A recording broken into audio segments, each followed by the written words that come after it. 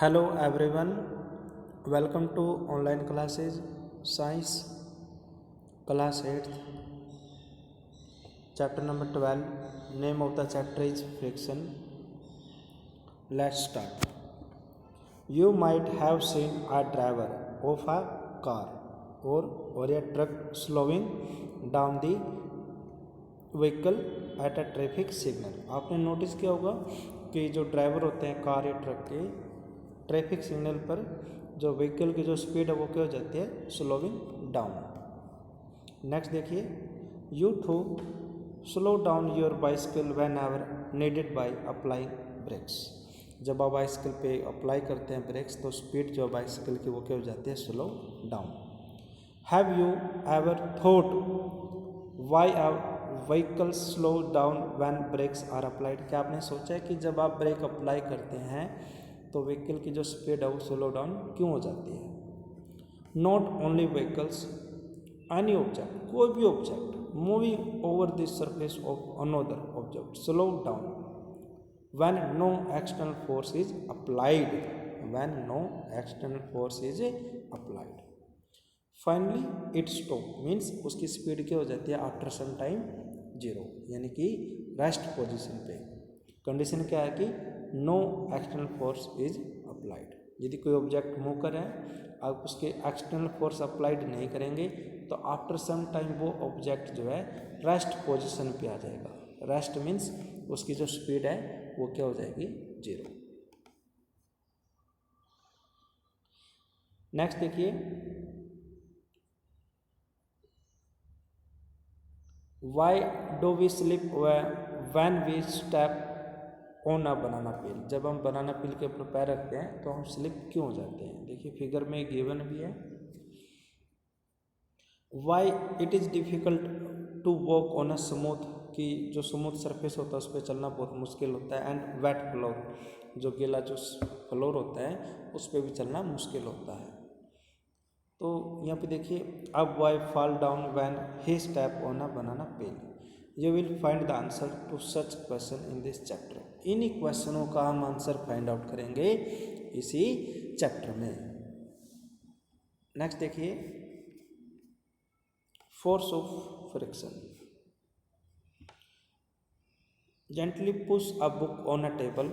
ये देखिए गिवन है आपको फिगर में कि आपने किसी टेबल पे बुक को आपने क्या करना है, पुश करना है।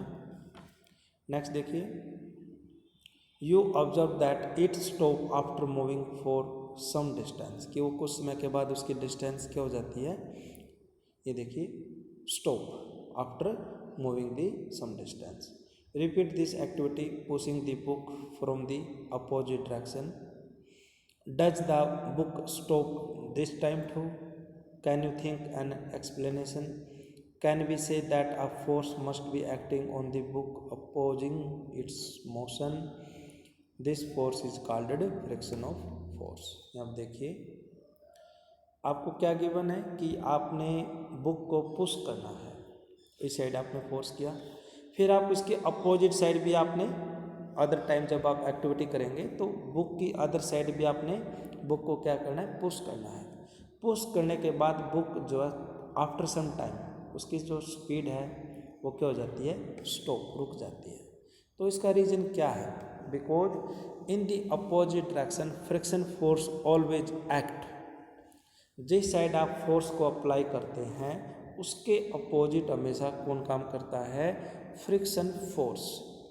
अब देखिए आपने फोर्स इस साइड लगाया है तो फ्रिक्शन फोर्स जो है इसके अपोजिट काम करेगा, और इस साइड में देखिए फोर्स आपने इस साइड लगाया है तो फ्रिक्शन फोर्स इसके अपोजिट काम करेगा। नेक्स्ट देखिए, friction opposite the relative motion between the surfaces of the book and the table. Friction force हमेशा कहाँ पे काम करेगा, बिटवीन द टू सरफेस। यहाँ पे टू सरफेस क्या है, एक तो टेबल का सरफेस है और एक बुक का सरफेस है। और आपने लर्न करना कि फ्रिक्शन हमेशा क्या करता है, अपोजिट रिलेटिव मोशन। जैसे आप फोर्स इस साइड लगाएंगे तो इसका फोर्स ऑफ फ्रिक्शन जो इसके अपोजिट वर्क काम करेगा। नेक्स्ट देखिए, you saw that if you apply the force along the left, यदि आप लेफ्ट हैंड साइड फोर्स लगाते हैं तो friction acts along the right. If you applied the force along the right, friction act along the left direction, उसके opposite काम करेगा। In both cases forces oppose the motion of the book, दोनों case में जो है क्या हो रहा है कि फोर्स ऑफ फ्रिक्शन फोर्स जो है अपोज करता है motion of the book. The force of friction always oppose the applied force. Next देखिए, in the above activity the force of friction acts between the surface of the book and surface of the table, यानी कि यहाँ पे दो surface के बीच में काम करेगा। नेक्स्ट देखिए, is the friction on the same for all the surface, does it depend on the smoothness of the surfaces, let us find out. ये देखिए नेक्स्ट एक्टिविटी, ये देखिए आप एक्टिविटी, इस एक्टिविटी को आप नोटिस कीजिए। यहाँ पे मार्क ए है, इस सेम हाई डिस्टेंस से इस पेंसिल सेल को क्या कहेगा, लेफ्ट छोड़ दिया गया है। यहाँ पे सरफेस को आप नोटिस कीजिए, कैसा सरफेस है, स्मूथ सरफेस। इस केस में पेंसिल सेल ने क्या किया, डिस्टेंस कवर करी है। अब सेम यही देखिए मार्क ए, अब यहाँ पे क्या यूज किया गया है, rough surface, not smooth, smooth नहीं है। सेम हाइट पे बिल्कुल पेंसिल सेल को लेफ्ट किया गया है, यानी कि छोड़ दिया गया है। तो इस केस में देखिए डिस्टेंस जो है कम कवर करी है और as compare to this smooth surface. तो यहाँ पे रीजन क्या है कि friction force depend upon this surfaces, कि सरफेस कैसा है, स्मूथ है, रफली है, तो कैसा है। तो यहाँ पे देखिए the pencil cell cover different distance on different surfaces, जैसा सरफेस होगा उसके रिलेटिव, उसके जैसा ही वो डिस्टेंस क्या होगा, कवर होगा। तो यहाँ पे देखिए ज़्यादा अगर सरफेस स्मूथ है तो ज़्यादा डिस्टेंस कवर होगी, यदि रफली सरफेस है तो डिस्टेंस कम कवर होगी। तो इस तरह आपने ऑब्जर्व करना है। In which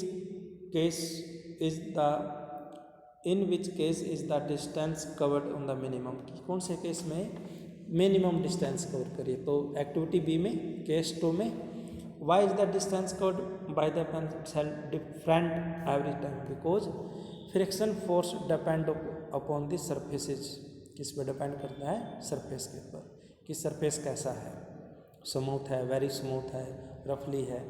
try to reason why, discuss the result. तो इस तरह आपने इस एक्टिविटी को जैसे ऑब्जर्व किया तो आपने क्या क्या कि क्या फाइंड आउट किया आपने, कि friction force always depend upon the surface, की सरफेस कैसा है।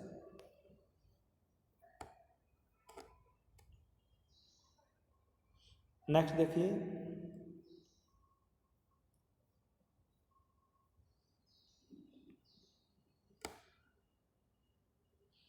we see that friction is caused by the interlocking of irregularities in the two surfaces. It is obvious that the force of friction will increase if the two surfaces are pressed hard. You can experience it dragging a mat when nobody is sitting on it and when person is sitting on it. इस activity को आप खुद भी आप try कर सकते हैं। Next देखिए,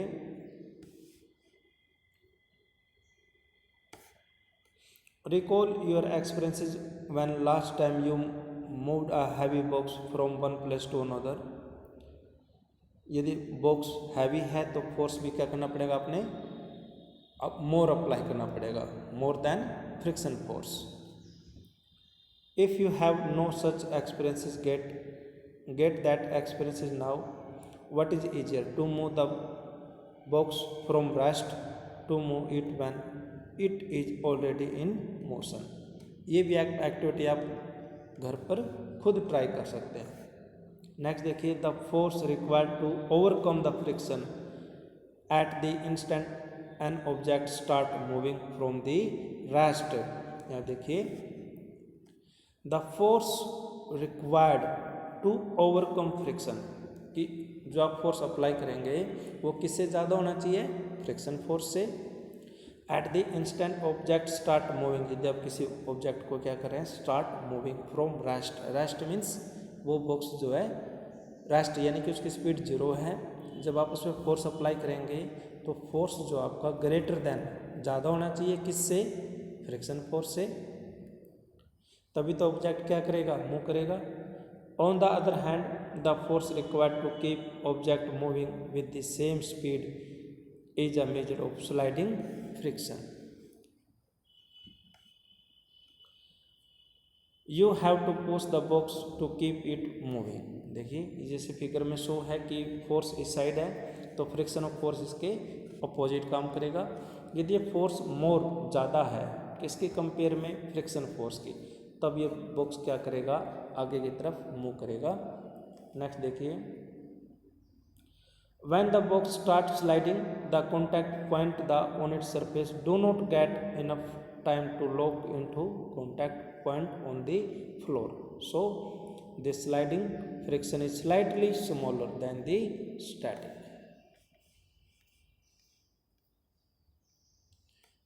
friction and you find it somewhat easier to move the box already in motion than to get it started। तो आज के लिए इतना ही। तो आपका होमवर्क क्या रहेगा कि चैप्टर 12 जो आपका जो स्टार्ट हुआ है इसको आपने स्टडी करना है और चैप्टर नंबर 15 to 18 इसकी बैक एक्सरसाइज आपने अच्छी तरह लर्न करनी है। तो नेक्स्ट लेक्चर वीडियो में हम क्या करेंगे, इस चैप्टर को फिनिश करेंगे। और आज के लिए इतना ही। Thank you and have a nice day.